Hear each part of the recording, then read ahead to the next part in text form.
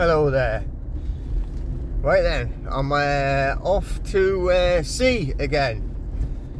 So I'm just driving up the coast, a little bit further north into Northumberland, going to a little harbour called Amble, little fishing harbour, and I'm going powerboating.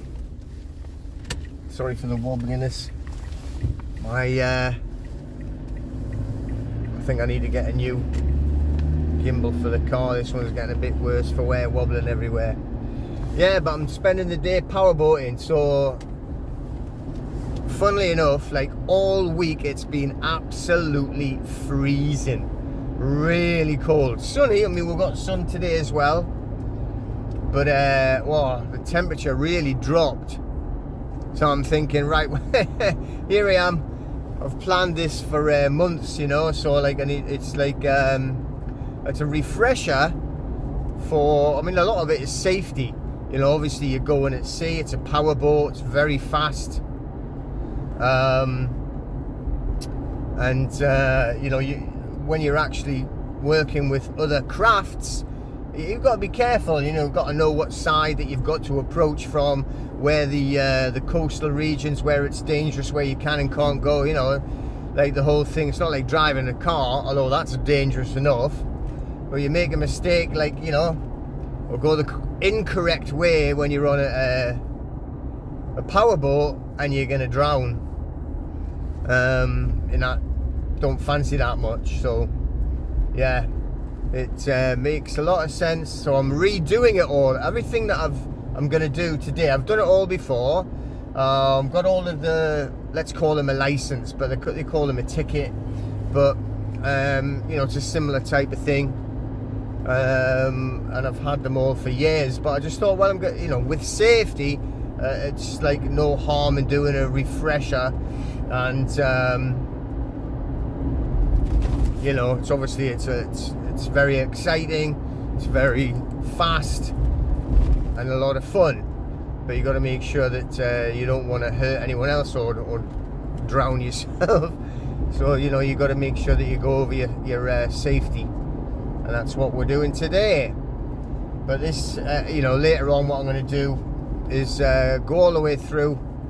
This is like level 2, so I'm going to take it up to be like a skipper,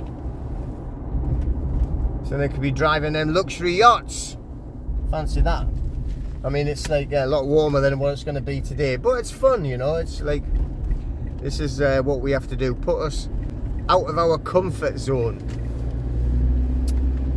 So yeah, I'm going to be away all day at sea, and yeah, lots of good fun.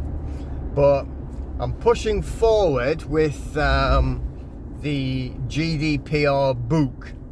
Now I've been doing tons and tons and tons of research, and you know, all about GDPR, and it's not just about debt, but it's about privacy, okay? And we're looking at how to restore your privacy, taking it back from these corporations that are literally harvesting your data, selling your data left, right and center. And we can stop a lot of it using GDPR. So that's what it'll be about. Obviously it's going to cover debt as well, on how you can be attacking these dirty debt collectors with all of their unscrupulous tactics and their methods, which are literally illegal. They are breaching your data left, right and center. They just hope that you do not know what your rights are. So this book, I've never seen any information like this shared anywhere. I've seen little snippets, and you know, I've seen sort of like stuff like that. Nothing has been as comprehensive as this ever anywhere. So I've been delving in and out of all of the government websites. Obviously it has to take in the Law of Property Act 1925 as well as 1989, and it covers everything that you need to know. It's going to show you under GDPR all the different articles, on how you actually attack them, or if they're taking you to court, right, how you can actually defend it. And we'll also show you how to get rid of CCJs if you've had a CCJ. Obviously you need a good reason, but if it's for a debt, then the reason is they didn't have a legally executed deed of assignment, and also 99% of the time you didn't get the paperwork correctly. The amount of people that we are dealing with that simply never ever knew, and then they got a CCJ. Why? I mean, all right, let's just call it a huge coincidence that like so many people do not get your summons or your paperwork. All right, so I'm not going to go and dive into it and explain it all now, because you know, I've got tons of TikTok videos. So if you want to try and find me on TikTok, if you haven't already, Checkmate the Matrix. That's the one on TikTok, and a lot of information on there, but obviously they're just all 2-minute snippets and everything, aren't they? Excuse me. But the book is going to show you how to actually defend a CCJ, how to actually remove a CCJ. It's also going to show you how to file a CCJ onto the debt company, so that you can actually enforce your compensation on them, how to move it up to the High Court and get a High Court writ. So you can actually get a High Court writ, and then you send the bailiffs after the debt companies, a bailiff after the bailiff. How sweet is that? So all of that is I'm just broken it down like step by step. I've got templates in it. It's like, it's going to be very, very in depth. I've never seen anybody ever at all break anything down like this before. And you know, this is like years and years of research and months of practicing, and loads of, let's call them like test cases, where I've got all of like my friends, family, all of our private group have been doing these things to make sure it's all correct. I've got, you know, some people that I've known for years and years, and all been found out that they had either a CCJ or they had a debt notice from these companies for credit cards. Now we're talking about, like I say, on the debt side, I'm talking about unsecured debt. I'm not talking about mortgages. I've never touched it. Don't do anything with it. Right? I don't think you can like kind of like go too far afield. You want to concentrate on something. So we're concentrating on unsecured debt, credit cards, bank loans, personal finance, that type of thing. Anything that's not secured on a property, like a car or your house. Okay, and it's also, though, we're going to show you how you can actually go after all these ridiculous supermarkets and shopping centers that are taking your videos as soon as you touch the place. They have to supply you with your data. Now, I'm not saying that like they're not allowed to do it, although it is questionable under Article 6 when you're talking about your unambiguous consent, explicit unambiguous consent. So there is questions to be asked, but I'm not really talking about that. What I'm talking about, right, is like you're allowed to request your data, and these people that you're dealing with, they haven't got a clue.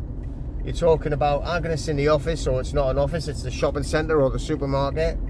So we're going to show you ways on how you can actually request your data, and then if they don't handle the request correctly, how you can get compensation against them. These data protection officers or security managers in these centers haven't got a clue. You know, I don't care if it's like, you know, the Lidl, and we're going to show you as well. I can't remember, it may not be Lidl, but whatever. There's a supermarket, right? One of the lower end supermarket on cost price saving that they call themselves, and they're actually searching people's bags. That goes against Consumer Credit Act. That is a tort. That goes against common law principles. You can hold them to account and get compensation from them as well. Now, why would you want to be doing that? Well, because people are letting them get away with it, and they think that their policy can actually set standards, and that is against the law, and I'm talking about common law, right? So if you just keep letting them get away with it, they're going to keep doing it, and they're going to get worse and worse and worse. The cameras are going to get worse, right? So what we need to do is, you know, like obviously all of the details are in the book, but I will be doing some video series about it as well. And it's how to actually hold the supermarkets to account for the cameras, for your data. Now, if you imagine that thousands of us were doing it, right? Thousands of us were doing it every week, week in, week out. And the supermarkets and management, they had to be dealing with all of these data requests, right? How many man hours? And then the ones that they didn't deal with correctly, you could file your compensation. They would be paying out like literally hundreds of thousands of pounds in compensation every week. They would have like thousands and thousands of man hours, right? Like trying to cope with like dealing with all of these SARs, requests for your data. So how long do you think it would be before they got totally pig sick of doing this, all this work that they don't need to be doing, and then got rid of them stupid cameras, right? Why should they be taking more and more and more of your data all the time? So a lot of the book will be talking about that, how to do that, how to hold them to account, and how to claim compensation when they don't handle your data correctly. And then, right, the actual self-service tills that have got these stupid cameras when you walk up to them. You know, like I said, a couple of years ago, I had that argument with the security guard because I put a plastic bag over the camera, right? Well, that's collecting your data. And they didn't have a clue. He was shouting, great big fat idiot, shouting. And I just laughed. I didn't have time to go into it because I had to get back for the dogs. Right, but that would be a brilliant case for compensation. As soon as they refuse even a verbal request, and you've got it on video, they refuse a verbal request for your data, that is a claim immediately. That is already a breach. You don't need to worry about anything else. You file for that breach, right? But I'm going to explain it all in the book, step by step, how to actually do it. Again, what I'm saying is, not only is it like good to get you some cash, get a bit of compensation, but it's going to start putting pressure on these stupid supermarkets that have got cameras left, right and centre. So basically everybody in the world is a criminal until proven that you are not a criminal. No. So what we're going to do is we're going to actually start holding them to account. Then you're all breaching our data until you prove you're not breaching our data.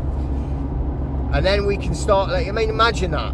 They're going to be like spending so much money on man hours, so much money on compensation, and like they'd not be able to cope with it. They're going to say, look, we have to get back, put the people back on the till, right? So you've got somebody living, a man or woman on the till to help the people scan the goods and everything, right? And so we're going to create more jobs. Going to get rid of them stupid self-service tills, get rid of them ridiculous cameras, and then we're going to and then get people more jobs. So this is what I want to do. So not only that, we're going to stop them searching your bags as if we're all thieves, right? They're going to stop them having all these ridiculous cameras. This is all GDPR, right? This is how to do it. It's all in the books, and not only talking about debt, right? But that's a big part of it. How to use GDPR to beat the debt collectors, but also how to beat the dirty supermarkets that are like stealing your data all the time and treating you like criminals all the time. So this is a lot of good stuff in this, and I've never seen this information shared anywhere.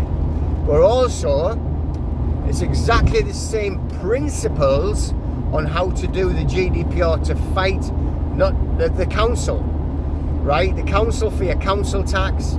Now, I'm not talking about any of this stupid idiots like, you know, like obligation and the Bill of Rights tells me I shouldn't be paying council tax. I'm not talking about any of that nonsense. But, right, you should be requesting all of your data from the council. If all of you were doing it correctly, and the same thing with the supermarkets, thousands of you were requesting the data. That's all. Right, and they don't supply it in time, that is compensation, and that is big compensation. Again, step by step how to do it. Then also, if they do, if you are like, you know, in a pickle with your council tax and they've sent it to a debt collector, right, then, and they're saying that there's a liability order, there cannot be a legally executed liability order. That is a complete and utter lie. That is a falsehood. That is a perjury, right? But you can't go and try and claim all that. But what you can do is use GDPR. So if they are stating that there is a legally executed deed of assignment, a court order, it has to be a court order. We know that from Lord Harrison on the Leighton versus Bristow and Souter case 2023, when Lord Harrison stated this is not a court order. You cannot enforce something that is not enforceable, that is not a court order. So you're going to ask for the legally executed the legally executed liability order on court-headed paper with a court stamp and a signature of the magistrates or a judge. And obviously it doesn't exist. They removed it in 2003. They say it's just like, oh, it's just an exercise. Oh, there's no court order. You cannot enforce something without a court order.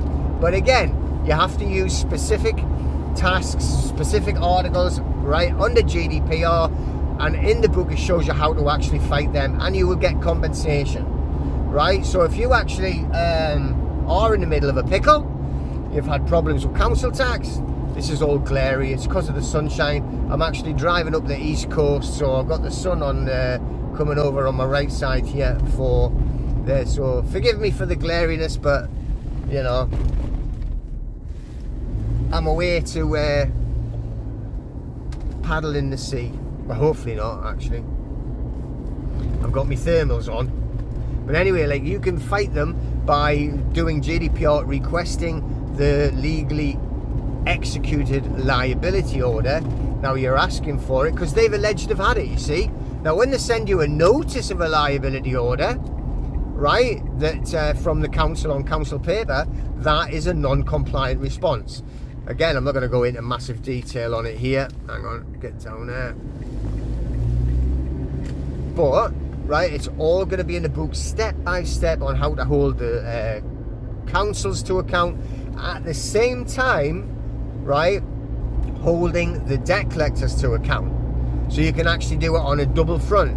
And if you do that and you've been in a pickle and you know, obviously, you know, we're having another attack on man and woman of mankind, and they're just trying to make it even harder. Thousands of pensioners all like destined to die this winter because of their loving kindness of removing their heating fuel allowance while they actually sit in their mansions and their two homes and get all of their expenses, you know, on their nearly £100,000 a year salary for doing what? Stealing from you anyway, you know, bending over and taking it from behind for yeah. I mean, if there was true democracy, then they would be able to vote whatever they wanted to their conscience made them, but it's not, is it? You know, the whole thing is just an utter lie from start to finish. But with them doing that, and it's making it harder and harder and harder for people, especially the pensioners, right? Then if you do this and get your compensation, then use that to pay your council tax. To hell with it. You know what I mean? There's like more ways to skin. I don't want to be skinning a cat, but you know what I mean.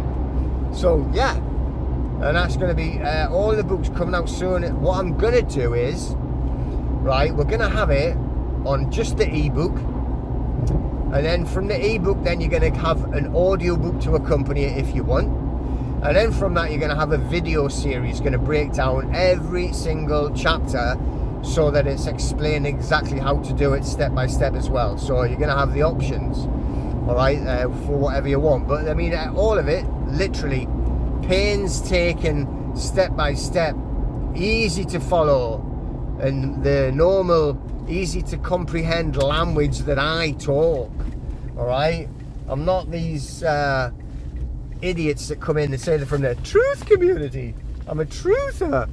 Right, and they try and bamboozle you and talk nonsense and basically fob you off, and so that you're going to be reliant on them and they want all your money.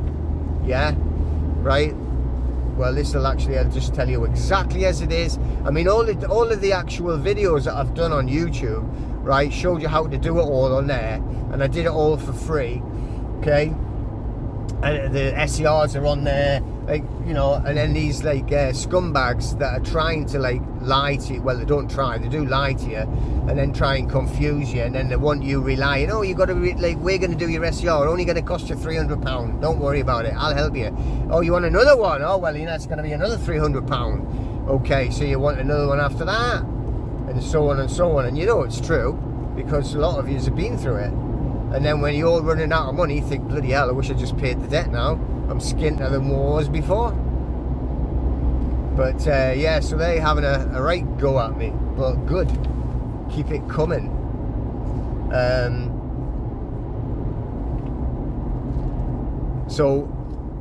And another thing that would be part of the whole process, and the book and the audio book and the video series on how to attack like these data brokers.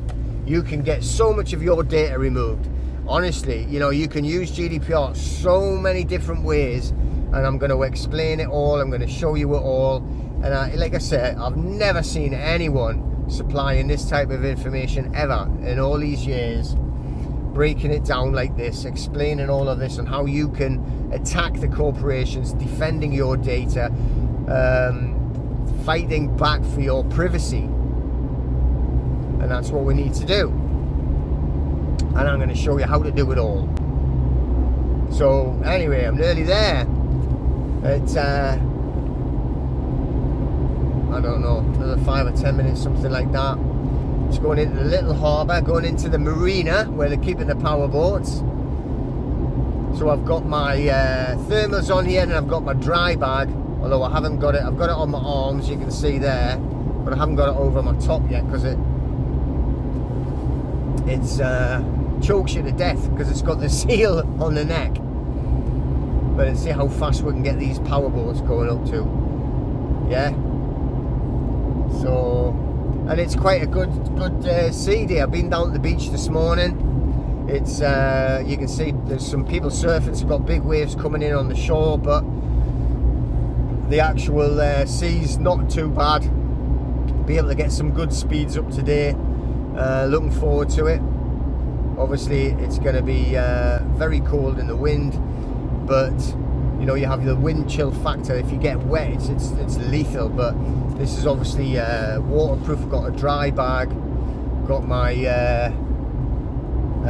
deck Wellington boots on, proper, like there's no heel on them, you know, it's much better for being on the boats. And I also have like a foul weather jacket as well.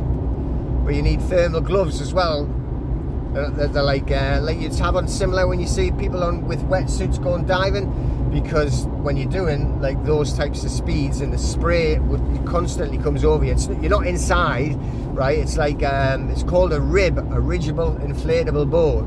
So it's got a like a, say, let's just say fiberglass bottom, but then it's got an inflatable tube around the top of it, so it's got a double kind of chance of keeping you afloat. But that's it, so you're just sitting in it, so you've got your steering wheel, you're going to keep a hold of that, and they're just going to get, like, the sea and the wind is just going to be spraying right over you all the time.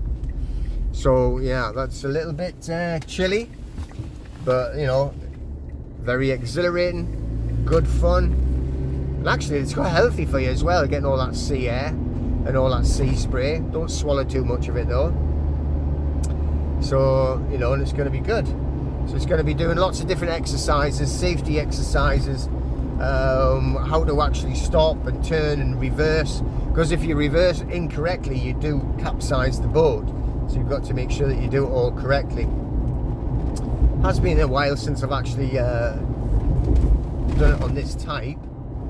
Usually whenever, I haven't been abroad for a long time either, but like, you know, I would always go out on boats and that whenever I went on a holiday or anything. But getting into it today, so it's going to be a lot of fun. So remember as well, like I said, that on TikTok you got Checkmate the Matrix, so go and have a look at it on TikTok if you haven't. Not that I need any more followers, I've got like thousands upon thousands, but you know. We've also got our live event coming up soon, which is going to be in February, Checkmate the Matrix Live. I've got a couple of little events coming up. I'm going to old friends of mine, a hotel called the White House in County Durham, and a friend of ours owns this hotel, and it's just going to be an evening. It was where Andrew Bridgend was about a month ago, something like that. Anyway, so I'm going to be going in there, and most of the people that will be there are actually a lot of them will be friends, some of them just acquaintances, but it's a big group that we have, and the guy who's part of our group owns a hotel. But it's good to go to venues like that because you know you're safe with the venue and you're safe with the owner and you know everyone. And the same with the biscuit factory as well. So you talk about friends, and then we're also going to do one maybe in November, and it's at Gateshead, but that's in like a little health spa. But again, it's friends that own the venue, so you know it's safe.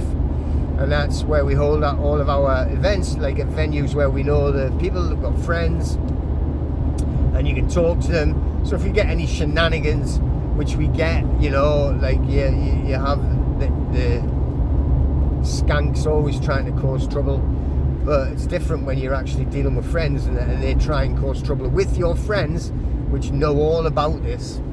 So you know, but the big event we have, Checkmate the Matrix, we've got people coming from all over, and it's what we're going to be doing is we're going to be like sharing knowledge on like how to be healthy.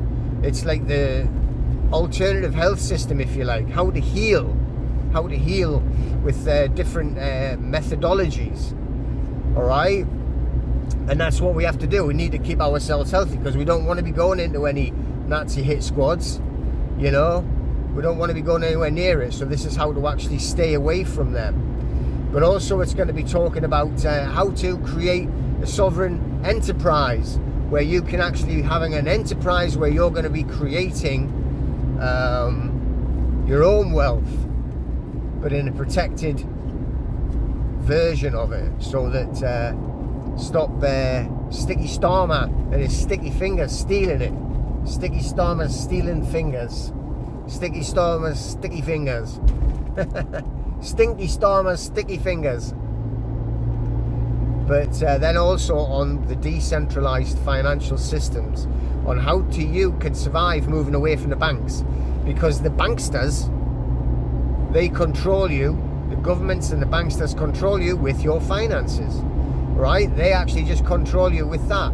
So if they can stop your money at any time they want, they can remove your bank account, and if that's the only thing you've got, then you've got problems. But if you can move away from the banking system, going into the decentralized system to run everything, you don't care about your bank.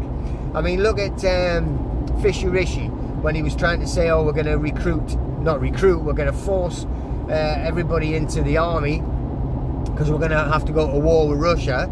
And if you refuse to go in, I'm going to remove your bank accounts. You're not going to be able to get a job, you know.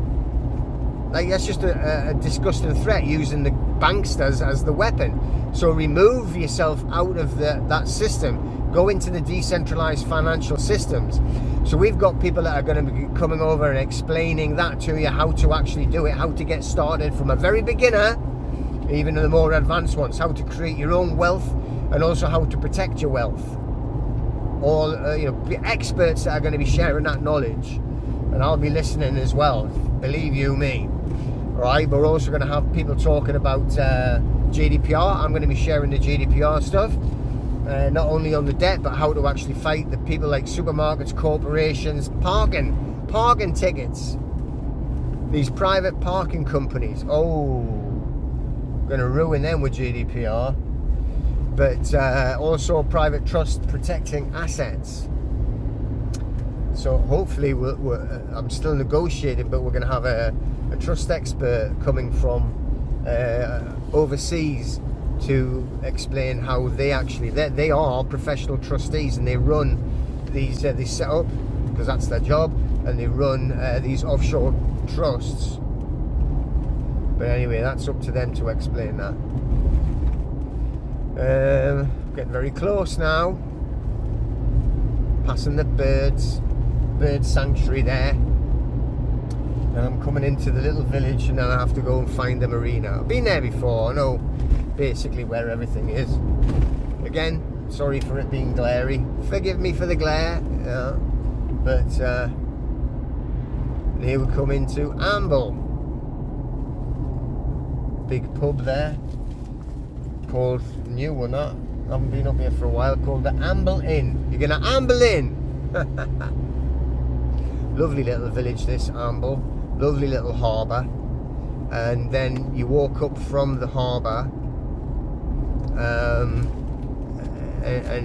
come away from the marina, and then you can walk up the straight road at the river Coquet, the Coquet River, and it takes you up to another little village called Warkworth.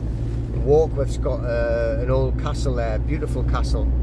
I've got some images from there. I'm going to go there soon. I'll take you some videos and photographs and that, and we'll share that. But yeah, that Checkmate the Matrix is at Newcastle upon Tyne.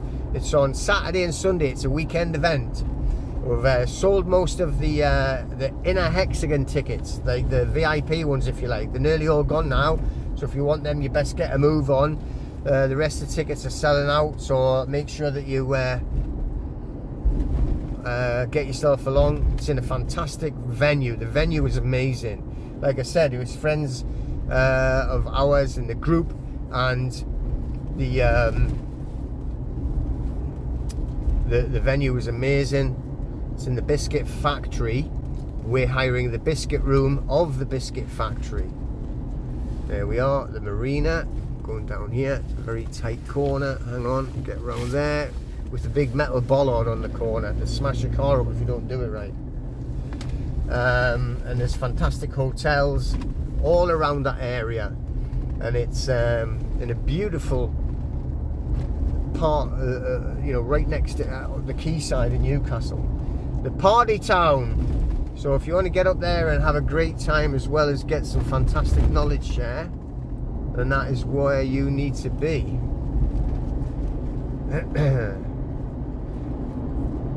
And here we go, going into the marina. So I'll get some images and photographs and videos of the boat and that, eh? So you can see that. But yeah, go on it, check that out, checkmatethematrix.com. The marina. So almost have to go through here. Yeah, and it'll show you all about the event and how to get your tickets. This is all been like redone up, refurbished, and everything's beautiful. Got the yacht club, and I'm not sure if I can park here. Or do you go down there? Can't see a car park around here.